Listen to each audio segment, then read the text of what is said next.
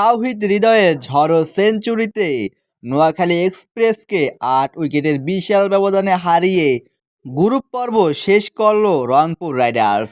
বৃথা গেল মোহাম্মদ নবীর ছেলে হাসান ইশাকিলের জড়ো century.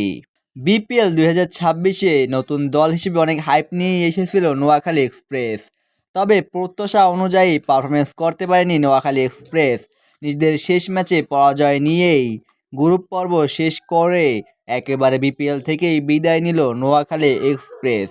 Bangladesh premier league BPL 2026 12তম আসরের 29তম ম্যাচে রংপুর রাইডার্সের বিপক্ষে আগে ব্যাটিং করতে নেমে নির্ধারিত 20 ওভারে 173 রান সংগ্রহ করেছিল নোয়াখালী এক্সপ্রেস মাত্র 2 উইকেট হারিয়ে, যেখানে সর্বোচ্চ 72 বলে 107 রান করে অপরাজিত থাকেন হাসান ইশাকিল এবং 32 বলে 42 রান করেন হায়দার আলী অধিনায়ক।